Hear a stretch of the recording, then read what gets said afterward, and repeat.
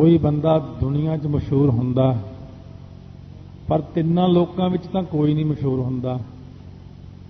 माड़ी मोटी मशहूरी तो सब दी है पर वाहिगुरू प्रसिद्ध है, बड़ा नाम है जिसका, जिहड़ा कदे मिटण वाला नहीं है। ना आम सो इस करके वो वाहिगुरू दे अंदर आम खास प्रपंच भी नहीं है। जिवें आपां संसार है, वाहिगुरू दे विच नहीं है संसार, वाहिगुरू दे विच है भी संसार। ये दोनों ही गल्लां ने निर्लेप। जिवें सूरज इस वक्त आपां नूं दिखदा है, सूरज की धुप अपने सारिਆਂ उत्ते पैंदी भी है, सूरज अपने विच भी है ते नहीं भी है तो बड़ी दूर पर है भी है। इसे प्रकार वाहिगुरू का प्रकाश सचखंड विचों अपने उस तक पहुँचता है, सारिया थावां ते अपने विच भी है ते अपने तो वखरा भी है। सो इस करके महाराज कहते ना आम नाम रोग दा है, रोग रहत मेरा सतगुर जोगी, उहदे च कोई रोग नहीं है। ना मोह, ना उहदे च कोई मोह है। इन्नियां चीज़ां दा जो मालक है ओंकार परमेश्वर जो एक है, वो उसनूं कहंदे सत नाम। कहंदे उहदा नाम बिल्कुल सत है, पर इन्नियां चीज़ां दे संयुक्त होण करके करता, वो जो करता है केवल वो करते दे, बाकी तो सारे कारज ही हैं उहदे। वो केवल इको एक करता है, तिन्नां लोकां दा करता है, सृष्टि दा करता है, देवतियां दा करता है, 84 लाख जून दा करता है। करता धरता वो आप ही है। हुण जिवें आपां कल अखर विचार कीते सी ना, अखर दी बनतर जिहड़ी है बहुत देर हो गई बनदियां बनदियां नूं। अखर कई जोड़ मिला के तां एक अखर की उत्पत्ति हुंदी है। जिवें आपां ने यह भी विचार कीती सी कि ओंग अखर की व्युत्पत्ति जिहड़ी सी आ ओ मां तो होई है ते एको हंग अखर तो इहने जन्म लिया। इसे प्रकार ये जिहड़ा करता अखर है ना, देखण नूं तो इक्को ही अखर लगदा, पर ये जुड़े हुए अखर ने। कर ते ता।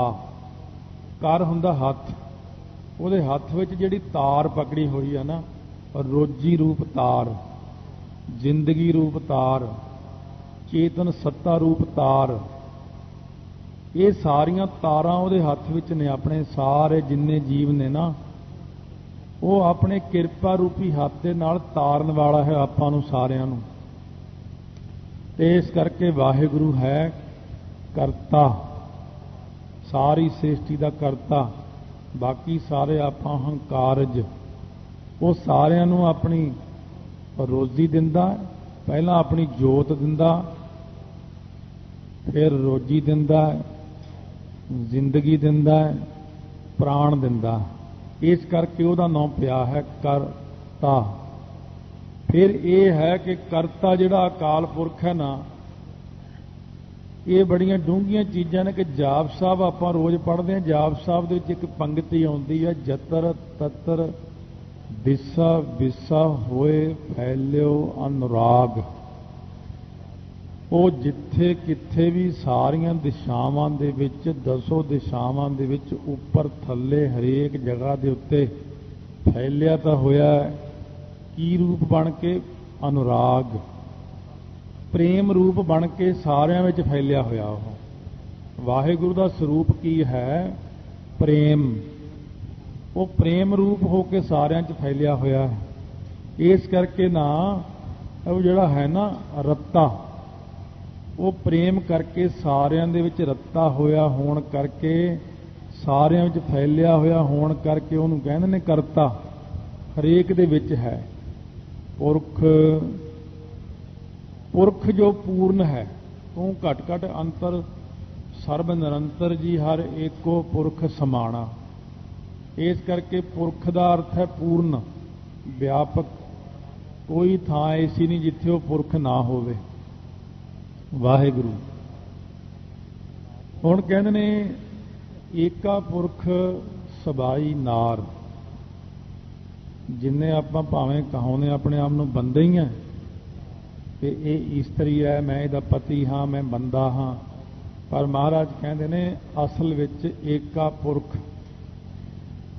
अकाल पुरख ही एक पुरख है बस, बाकी तो सारियां इस्त्रियां ही ने।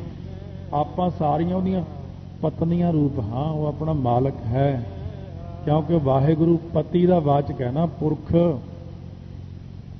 सो इस करके पुरख पति नूं कहंदे ने, वो अपना मालक। जिवें लुधियाने शहर दे विच ब्रह्म ਗਿਆਨੀ महापुरुष होए ने, ਉਹਨਾਂ ਪੁਰਾਣੇ ਸਾਰੇ ਜਾਣਦੇ ਨੇ, ਪੁਰਾਣੇ ਬਜ਼ੁਰਗ ਜਾਣਦੇ ਨੇ, ਉਹਨਾਂ ਦਾ ਨਾਮ ਸੀ ਬਾਬਾ ਬਾਣ ਬੱਟਾ।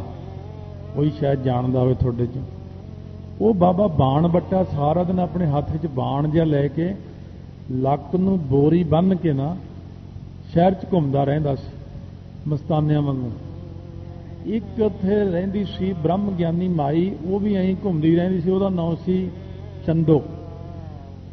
ਉਹ ਚੰਦੋ ਸਾਰਾ ਦਿਨ ਬਿਨਾਂ ਵਸਤਰਾਂ ਤੋਂ ਘੁੰਮਦੀ ਰਹਿੰਦੀ, ਮਾੜਾ ਜਿਹਾ ਉਹਲਾ ਜਿਹਾ ਕਰ ਛੱਡਦੀ, ਤੇ ਜਦੋਂ ਕਿਸੇ ਤੋਂ ਸਾਰੇ ਬੜਾ ਉਹਨੂੰ ਮਾਂ ਕਰਕੇ ਬੁਲਾਉਂਦੇ, ਸਤਿਕਾਰ ਕਰਦੇ, ਸਭ ਨੂੰ ਪਤਾ ਹੀ ਇਹ ਪੂਰਨ ਪੁਰਸ਼ ਨੇ ਦੋਵੇਂ ਜਾਣੇ। ਬੜੀ ਦੁਨੀਆ ਮੰਨਦੀ ਸੀ ਉਹਨਾਂ ਨੂੰ। ਪਰ ਜਦੋਂ ਬਾਬੇ ਬਾਣ ਬੱਟੇ ਨੇ ਸਾਹਮਣੇ ਆ ਜਾਣਾ ਮਾਈ ਚੰਦੋ ਦੇ, ਉਹਨੇ ਕਿਸੇ ਨਾ ਕਿਸੇ ਦਾ ਕੱਪੜਾ ਖੋਹ ਕੇ ਫਟਾਫਟ ਉੱਪਰ ਲੈ ਲੈਣਾ ਤੇ ਮੱਥਾ ਟੇਕਣਾ।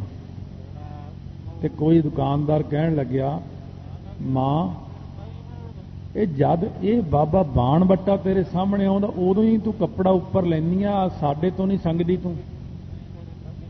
ਉਹ ਕਹਿੰਦੀ ਤੁਸੀਂ ਕੋਈ ਬੰਦੇ ਹੋ, ਤੁਸੀਂ ਤਾਂ ਸਭ ਇਸਤਰੀਆਂ ਰੂਪ ਹੋ।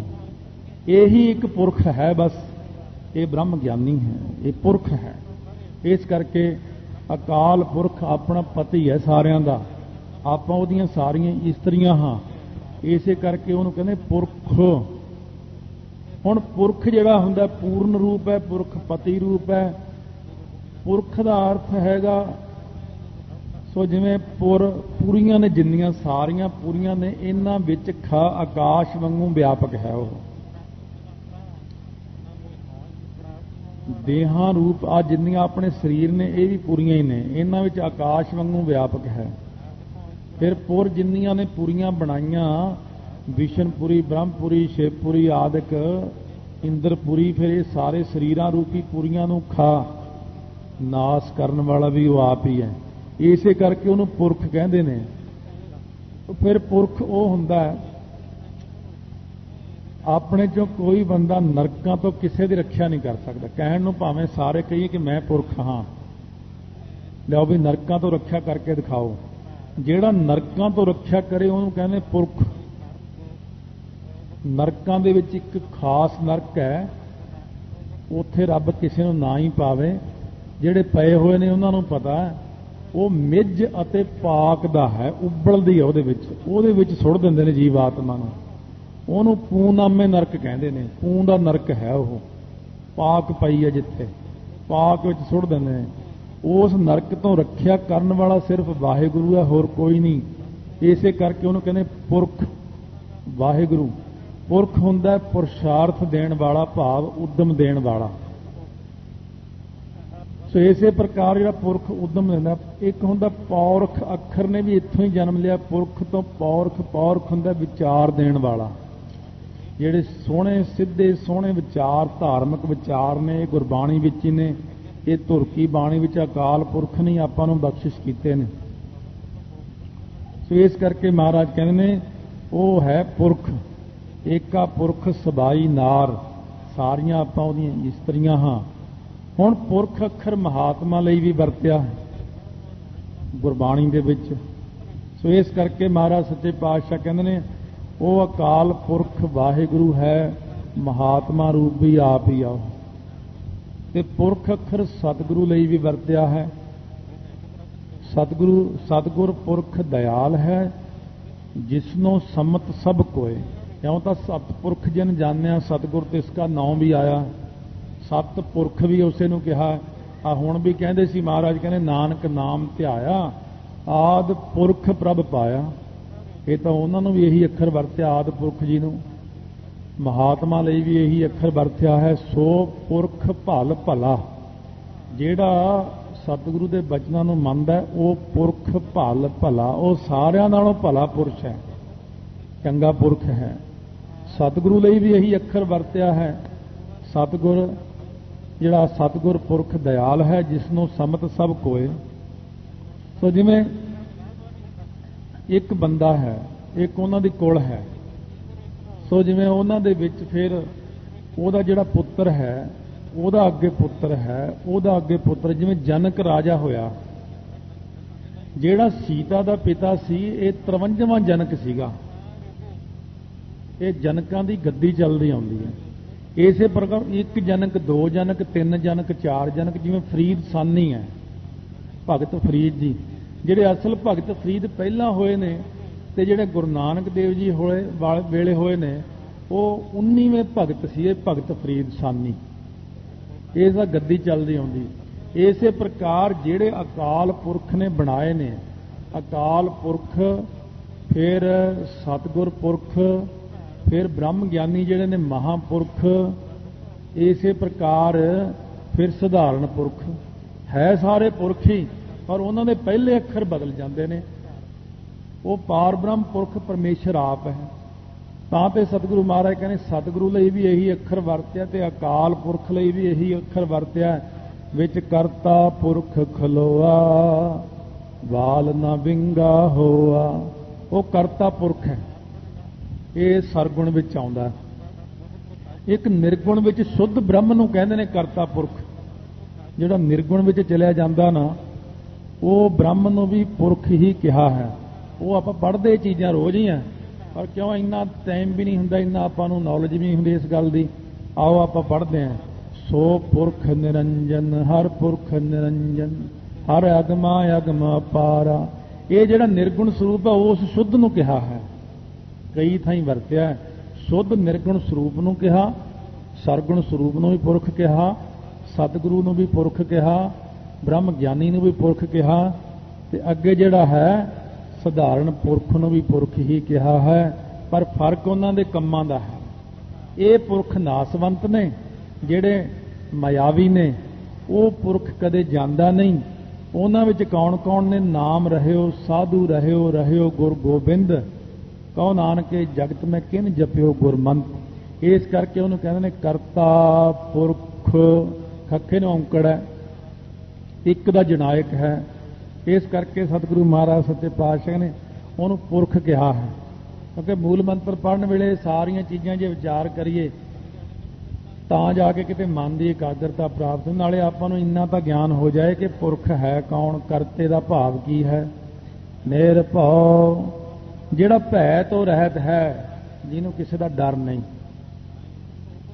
ਹੁਣ ਕੋਈ ਬੰਦਾ ਡਰਦਾ ਹੈ, ਕੋਈ ਮੌਤ ਤੋਂ ਡਰਦਾ, ਸਧਾਰਨ ਬੰਦਿਆਂ ਕੋਲ ਭੱਜਿਆ ਫਿਰੇ, ਮੈਨੂੰ ਡਰ ਲੱਗਦਾ, ਉਹ ਆਪਾਂ ਡਰ ਨਹੀਂ ਦੂਰ ਕਰ ਸਕਦੇ। ਦੇਵੀ ਪ੍ਰਭ ਭਾਵੈ ਬਿਨ ਸਾਸ ਤੇ ਰਾਖੈ। ਕਹਿੰਦੇ ਉਹ ਨਿਰਭਉ ਦੀ ਸ਼ਰਨ ਵਿੱਚ ਚਲਿਆ ਜਾ। ਉਹ ਨਿਰਭਉ ਦਾ ਜਾਪ ਕਰਨ ਵਾਲੇ ਨੂੰ ਨਿਰਭਉ ਹੀ ਬਣਾ ਦਿੰਦਾ। ਜਿਹੜਾ ਉਹਦਾ ਜਾਪ ਕਰਦਾ ਹੈ ਨਾ ਉਹਨੂੰ ਨਿਰਭਉ ਬਣਾ ਦਿੰਦਾ। ਹੁਣ ਦੁਨੀਆ ਦੇ ਅੰਦਰ ਨਿਰਭਉ ਤਾਂ ਹੋਰ ਵੀ ਵਿਅਕਤੀ ਨੇ ਬਣ ਬੈਠੇ ਸੀ। ਹਰਨਾਕਸ਼, ਰਾਵਣ, ਇਹ ਕਹਿੰਦੇ ਸੀ ਕਿ ਰੱਬ ਮੈਂ ਹੀ ਹਾਂ ਤੇ ਨਿਰਭਉ ਬਣ ਕੇ ਬੈਠ ਗਏ।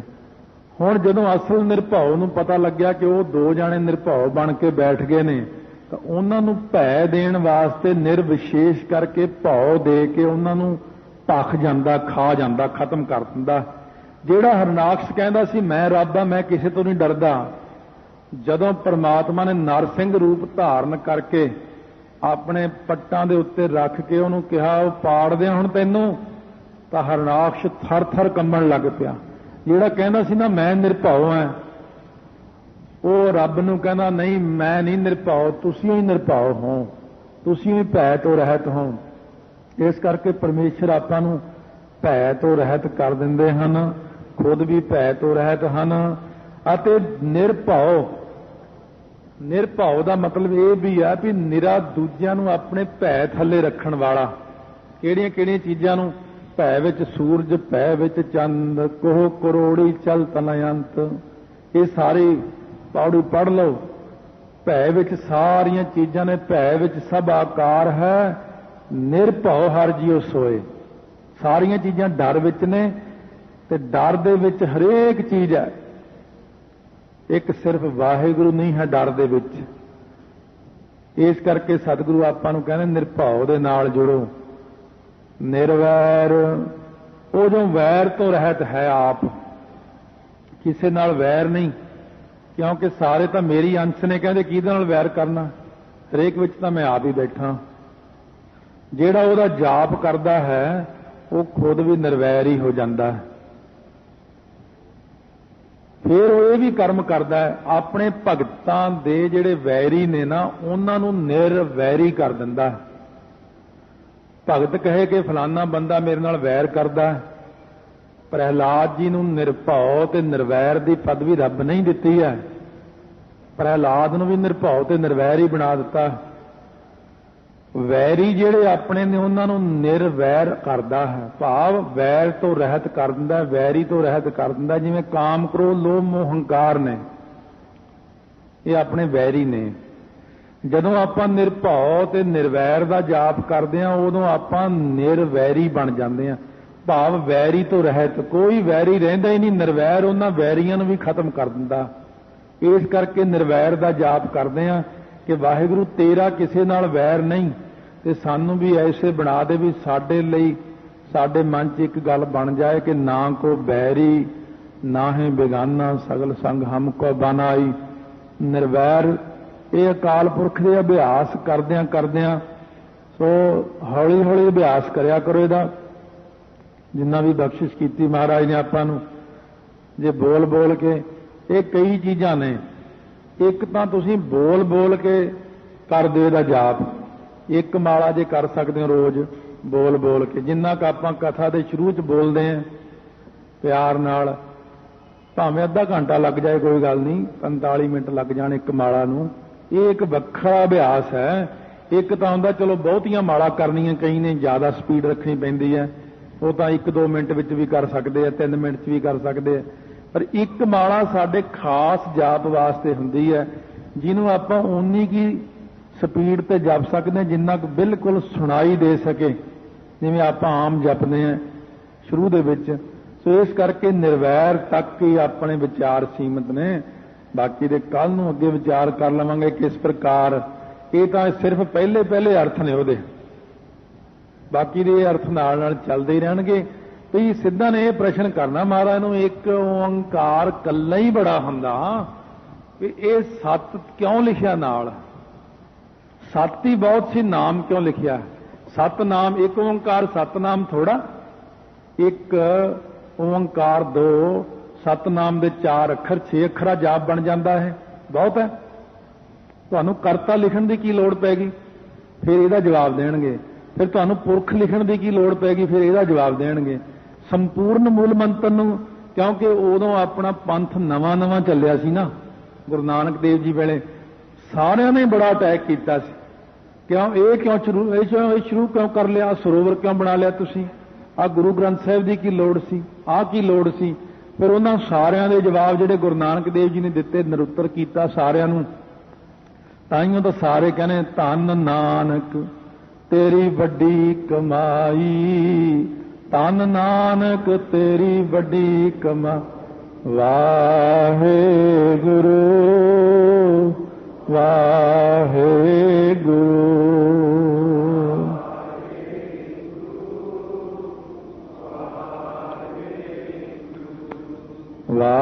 ਵਾਹਿਗੁਰੂ ਵਾਹਿਗੁਰੂ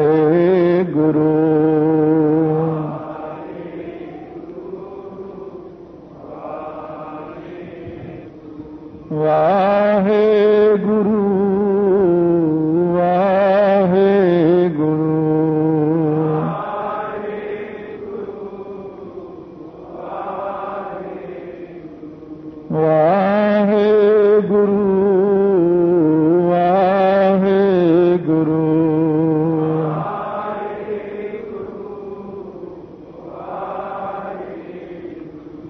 ਵਾਹਿਗੁਰੂ ਵਾਹਿਗੁਰੂ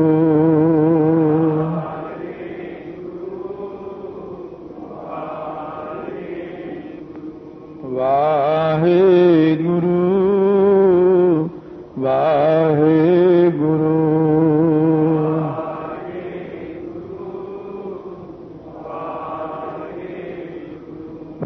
ਸਤਿਗੁਰੂ ਮਹਾਰਾਜ ਕਿਰਪਾ ਕਰ ਰਹੇ ਨੇ।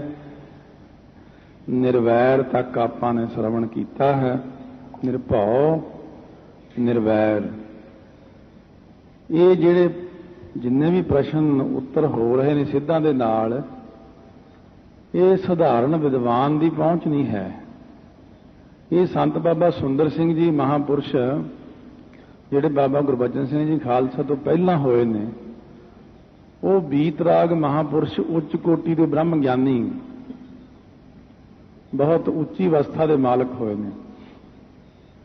ਇਹ ਸਾਰੇ ਜਿੰਨੇ ਵੀ ਸੁਣ ਰਹੇ ਆਪਾਂ ਜਵਾਬ, ਇਹ ਉਹਨਾਂ ਨੇ ਆਪਣੀ ਅੰਤਰਜਾਮਤਾ ਨਾਲ ਹੀ ਸਾਰੀਆਂ ਚੀਜ਼ਾਂ ਲਿਖੀਆਂ ਹੋਈਆਂ ਨੇ। ਭਾਵੇਂ ਵੀ ਇਹ ਪਿੱਛੋਂ ਟਕਸਾਲ ਵਿੱਚ ਸੀਨੇ ਬਸੀਨੇ ਚਲੀਆਂ ਆ ਰਹੀਆਂ ਚੀਜ਼ਾਂ ਨਾਲੋਂ ਵੱਖਰਾ ਹੈ। ਸੋ ਉਹਨਾਂ ਨੇ ਆਪਣੀ ਅੰਤਰਜਾਮਤਾ ਨਾਲ ਦੇਖ ਕੇ ਬਾਬਾ ਗੁਰਬਚਨ ਸਿੰਘ ਜੀ ਖਾਲਸਾ ਨੂੰ ਪੜ੍ਹਾਏ। ਉਹਨਾਂ ਨੇ ਅੱਗੇ ਬਾਬਾ ਕਰਤਾਰ ਸਿੰਘ ਜੀ ਖਾਲਸਾ ਨੂੰ ਬਖਸ਼ਿਸ਼ ਕੀਤੀ। ਉਹਨਾਂ ਨੇ ਅੱਗੇ ਜਪਜੀ ਸਾਹਿਬ ਦਾ ਟੀਕਾ ਲਿਖਿਆ। ਪਰ ਉਹਦੇ 'ਚ ਇੰਨਾ ਕੁ ਫਰਕ ਪੈਂਦਾ ਕਿ ਜੇ ਆਮ ਬੰਦਾ ਟੀਕਾ ਪ੍ਰਕਾਸ਼ ਕਰਕੇ ਖੋਲ ਕੇ ਪੜ੍ਹੇ ਤਾਂ ਉਹ ਬੰਦ ਕਰ ਦਿੰਦਾ ਉਹਨੂੰ, ਕਿਉਂਕਿ ਉਹਨੂੰ ਪੜ੍ਹਨ ਨਾਲ ਨਹੀਂ ਉਹਨਾਂ ਗਿਆਨ ਹੁੰਦਾ ਜਿੰਨਾ ਇਹਨੂੰ ਸੁਣਾ ਕੇ ਤੇ ਸੁਣਨ ਨਾਲ ਗਿਆਨ ਹੁੰਦਾ। ਕਿਉਂਕਿ ਇਹ ਜਿਹੜੀਆਂ ਚੀਜ਼ਾਂ ਆਪਾਂ ਸੁਣਨ ਲੱਗ ਜਾਂਦੇ ਆ, ਇਹਦੇ ਨਾਲ ਬੜੀਆਂ ਸਹਾਇਕ ਪੁਸਤਕਾਂ ਪੜ੍ਹਨੀਆਂ ਪੈਂਦੀਆਂ ਨੇ, ਜਿਹੜੀਆਂ ਕਿ ਅਸੀਂ ਸ਼ੁਰੂ ਤੋਂ ਲੈ ਕੇ ਬਹੁਤ ਛੋਟੀਆਂ ਪੁਸਤਕਾਂ ਪੜ੍ਹਦਿਆਂ ਕਾਫੀ ਉੱਚੇ ਤੱਕ ਚਲੇ ਜਾਣਾ ਪੈਂਦਾ, ਫਿਰ ਇਹਨਾਂ ਚੀਜ਼ਾਂ ਦੀ ਸਮਝ ਲੱਗਦੀ। ਇਸ ਕਰਕੇ ਇਹ ਸਿੱਧਾਂ ਨਾਲ ਜਿਹੜੇ ਪ੍ਰਸ਼ਨ ਉੱਤਰ ਹੋ ਰਹੇ ਨੇ, ਇੱਕ ਬਾਹਰਲੇ ਮੱਤ ਵਾਲਿਆਂ ਨਾਲ ਜਦੋਂ ਪ੍ਰਸ਼ਨ ਉੱਤਰ ਹੁੰਦੇ ਨੇ ਤਾਂ ਕਿਵੇਂ ਹੁੰਦੇ ਨੇ। ਨਾਲੇ ਇੱਕ ਚੀਜ਼ ਇਹ ਵੀ ਯਾਦ ਰੱਖਣੀ ਕਿ ਜਦੋਂ ਨਵਾਂ ਕੋਈ ਧਰਮ ਚੱਲਦਾ, ਉਹਦੇ ਉੱਤੇ ਬਹੁਤ ਕਿੰਤੂ ਪ੍ਰੰਤੂ ਖੜੇ ਹੋ ਜਾਂਦੇ ਨੇ। ਇਹਦੀ ਕੀ ਲੋੜ ਸੀ, ਆਹ ਕਿਉਂ ਚਾਰਿਆ। ਸਿੱਧਾਂ ਨੇ ਆਪਣੇ ਵੱਲੋਂ ਬਹੁਤ ਕੋਸ਼ਿਸ਼ ਕੀਤੀ ਕਿ ਗੁਰੂ ਨਾਨਕ ਦੇਵ ਜੀ ਦੇ ਮੰਤਰ ਵਿੱਚ ਕਿਤੇ ਊਣਤਾ ਹੀ ਕੱਢ ਦਈਏ ਸੀ। ਜੇ ਵੀ ਊਣਤਾ ਹੀ ਨਿਕਲ ਗਈ, ਇਹ ਸਾਡੇ ਥੱਲੇ ਲੱਗ ਜਾਣਗੇ ਤੇ ਸਾਡੇ ਚਰਨੀ ਪੈ ਜਾਣਗੇ, ਅਸੀਂ ਇਹਨਾਂ ਨੂੰ ਚੇਲਾ ਬਣਾ ਲਵਾਂਗੇ। ਗੁਰੂ ਨਾਨਕ ਦੇਵ ਜੀ ਨੂੰ ਹਰੇਕ ਪਾਸਿਓਂ ਘੇਰਨ ਦਾ ਯਤਨ ਕਰਦੇ ਨੇ, ਪਰ ਗੁਰੂ ਨਾਨਕ ਦੇਵ ਜੀ ਸਾਰਿਆਂ ਨੂੰ ਹੀ ਸੋਝੀ ਦੇ ਦੇਣਗੇ ਵੀ ਇਹ ਨਿਰਵੈਰ ਤੱਕ ਆਪਾਂ ਸੁਣਿਆ। ਹੁਣ ਕਹਿੰਦੇ ਜਿਹੜਾ ਅਕਾਲ ਮੂਰਤ ਹੈ, ਇਹਦਾ ਭਾਵ ਕੀ? ਬਾਕੀ ਗੱਲ ਵੀ ਠੀਕ ਹੈ, ਉਹਨਾਂ ਨੇ ਪਹਿਲਾਂ ਕਦੇ ਇਹ ਸੁਣਿਆ ਹੀ ਨਹੀਂ ਸੀਗਾ, ਕਿਸੇ ਨੇ ਵੀ ਨਹੀਂ ਸੁਣਿਆ। ਗੁਰੂ ਨਾਨਕ ਦੇਵ ਜੀ ਨੂੰ ਤਾਂ ਇਹ ਮਿਲਿਆ, ਤੇ ਉਦੋਂ ਪਹਿਲਾਂ ਇਹ ਕਿਸੇ ਨੇ ਸੁਣਿਆ ਹੀ ਨਹੀਂ ਕਿ ਅਕਾਲ ਮੂਰਤ ਕੀ ਹੈ। ਸੋ ਗੁਰੂ ਨਾਨਕ ਦੇਵ ਜੀ ਵੱਲੋਂ ਹੀ ਉਹਨਾਂ ਨੂੰ ਅਰਥ ਦੱਸੇ ਜਾ ਰਹੇ। ਮਹਾਰਾਜ ਕਹਿੰਦੇ ਨੇ, ਦੇਖੋ ਜਿਹੜਾ ਨਾ ਸੰਧੀ ਛੇਦ ਕਰਕੇ ਚੱਲ ਰਹੇ ਆ, ਇੱਕ ਪਦ ਦੇ ਅਰਥ ਕਰਦੇ ਆ ਆਪਾਂ। ਪਹਿਲਾਂ ਇੱਕ ਦੇ ਅਰਥ ਹੀ ਕੀਤੇ ਨੇ, ਫਿਰ ਇਕੱਲੇ ਓੰਕਾਰ ਦੇ ਕੀਤੇ ਨੇ, ਫਿਰ ਸੱਤ ਦੇ ਹੀ, ਫਿਰ ਇਕੱਲੇ ਨਾਮ ਦੇ ਅਰਥ ਨੇ, ਫਿਰ ਕਰਤਾ ਦੇ ਵੀ ਸੰਧੀ ਛੇਦ ਕਰਕੇ ਕਾਰ ਤੇ ਤਾ, ਫਿਰ ਪੁਰਖ, ਫਿਰ ਇਹਦੇ ਵੀ ਸੰਧੀ ਛੇਦ ਕਰਕੇ ਅਰਥ ਹੋਏ ਨੇ। ਫਿਰ ਆ ਗਿਆ ਨਿਰਭਉ ਨਿਰਵੈਰ। ਹੁਣ ਕਹਿੰਦੇ ਨੇ ਅਕਾਲ। ਅਕਾਲ ਉਹ ਹੁੰਦਾ ਹੈ, ਅੱਗੇ ਨਾਲ ਜਿਹੜਾ ਲਾਇਆ ਮੂਰਤ, ਮੂਰਤ ਤੋਂ ਭਾਵ ਹਸਤੀ, ਹੋਂਦ ਜਾਂ ਵਜੂਦ। ਹੁਣ ਜਿਹੜੀ ਮੂਰਤ ਹੈ, ਮੂਰਤ ਪੱਥਰਾਂ ਦੇ ਉੱਤੇ ਉਕਰੀ ਜਾਂਦੀ ਹੈ। ਮੂਰਤ ਚਾਂਦੀ ਦੇ ਵਿੱਚ ਵੀ ਉਕਰੀ ਜਾਂਦੀ ਹੈ, ਸੋਨੇ ਦੀ ਵੀ, ਪਿੱਤਲ ਦੀ ਵੀ। ਮੂਰਤੀਆਂ ਤਾਂ ਕਈ ਪ੍ਰਕਾਰ ਦੀਆਂ ਜਿਸਤਾਂ ਦੇ ਉੱਤੇ ਬਣਦੀਆਂ ਨੇ, ਧਾਤਾਂ ਉੱਤੇ ਮੂਰਤੀਆਂ ਬਣਦੀਆਂ ਨੇ। ਮੁਸੱਵਰ ਵੱਲੋਂ ਕਾਗਜ਼ਾਂ ਤੇ ਕੱਪੜਿਆਂ ਤੇ ਮੂਰਤੀਆਂ ਬਣਾਈਆਂ ਜਾਂਦੀਆਂ ਨੇ। ਇਸੇ ਪ੍ਰਕਾਰ ਜਿਹੜੀਆਂ ਮੂਰਤੀਆਂ ਨੇ, ਉਹ ਕੰਧਾਂ ਦੇ ਉੱਤੇ ਵੀ ਚਿੱਤਰ ਬਣਾ ਦਿੱਤੇ ਜਾਂਦੇ ਨੇ। ਹੁਣ ਮੂਰਤੀ ਇਸ ਬੰਦੇ ਨੂੰ ਵੀ ਕਿਹਾ ਹੈ। ਜਦ ਛੇਵੇਂ ਪਾਤਸ਼ਾਹ ਮਹਾਰਾਜ ਕੋਲ ਬ੍ਰਾਹਮਣ ਨੇ ਆ ਕੇ ਬੇਨਤੀ ਕੀਤੀ, 3 ਜਾਣੇ ਸੀ, ਕਹਿੰਦੇ ਮਹਾਰਾਜ ਮੇਰੀ ਇਸਤਰੀ ਨੂੰ ਖੋਹ ਕੇ ਲੈ ਗਏ। ਮਹਾਰਾਜ ਕਹਿੰਦੇ ਕੌਣ? ਕਹਿੰਦੇ ਮਹਾਰਾਜ ਜੀ ਉਹ ਬਹੁਤ ਲੰਬੇ ਸੀ, ਉੱਚੇ ਪਠਾਨ। ਕਿੰਨੇ? ਕਹਿੰਦੇ ਜੀ ਤਿੰਨ ਬੁਰਛਾਂ ਵਰਗੇ ਸੀ ਉਹ, ਤੇ ਤੁਸੀਂ ਕਿੰਨੇ ਜਾਣੇ ਸੀ ਮਹਾਰਾਜ? ਕਹਿੰਦੇ ਅਸੀਂ 72 ਮੂਰਤੀਆਂ। ਆਪਣੇ ਆਪ ਨੂੰ ਮੂਰਤੀਆਂ ਹੀ ਦੱਸਦੇ ਨੇ ਤੇ ਉਹਨਾਂ ਨੂੰ ਤਿੰਨਾਂ ਨੂੰ ਦੱਸਦੇ ਨੇ ਉਹ ਬੁਰਛਾਂ ਵਰਗੇ ਤਿੰਨ, ਤੇ ਅਸੀਂ 72 ਬੰਦੇ ਸੀ, 72 ਮੂਰਤੀਆਂ। ਸੋ ਮਹਾਰਾਜ ਕਹਿੰਦੇ ਜਿਹੜਾ ਮਾਤਾ ਦੇ ਉਦਰ ਤੋਂ ਜਨਮ ਲੈਣ ਵਾਲੀ ਇਹ ਮੂਰਤੀ ਹੈ ਨਾ, ਇਹ ਥੋੜੀ ਜਿਹੀ ਤੁਰਨ ਫਿਰਨ ਵਾਲੀ ਮੂਰਤੀ ਹੈ, ਇੱਕ ਪੱਥਰ ਦੀ ਮੂਰਤੀ ਹੁੰਦੀ ਹੈ। ਇਹ ਜਿਹੜਾ ਅਕਾਲ ਮੂਰਤ ਕੀਤਾ ਨਾ ਅਰਥ, ਕਹਿੰਦੇ ਇਹ ਇਹਨਾਂ ਸਾਰੀਆਂ ਚੀਜ਼ਾਂ ਨਾਲ ਹੀ ਨਹੀਂ ਮਿਲਦਾ। ਇਹਨਾਂ ਮੂਰਤੀਆਂ ਤੋਂ ਵੱਖਰੀ ਮੂਰਤੀ, ਮੂਰਤੀਆਂ ਤਾਂ ਹੋਰ ਚੀਜ਼ ਹੈ। ਅਕਾਲ, ਕਾਲ ਤੋਂ ਰਹਿਤ ਮੂਰਤ ਦਾ ਮਤਲਬ ਹਸਤੀ ਹੈ, ਕਾਲ ਤੋਂ ਰਹਿਤ ਸਰੂਪ ਹੈ। ਬਾਕੀ ਤਾਂ ਸਾਰੀਆਂ ਮੂਰਤੀਆਂ ਟੁੱਟ ਜਾਂਦੀਆਂ ਨੇ, ਫਟ ਜਾਂਦੀਆਂ ਨੇ, ਗਲ ਸੜ ਜਾਂਦੀਆਂ ਨੇ, ਰੁੜ ਜਾਂਦੀਆਂ ਨੇ, ਨਾਸ ਹੋ ਜਾਂਦੀਆਂ ਨੇ। ਪਰ ਉਹ ਵਾਹਿਗੁਰੂ ਜੋ ਹੈ ਨਾਸ ਤੋਂ ਰਹਿਤ ਸਰੂਪ ਹੈ, ਨਾਸ ਤੋਂ ਰਹਿਤ ਹਸਤੀ ਹੈ, ਕਾਲ।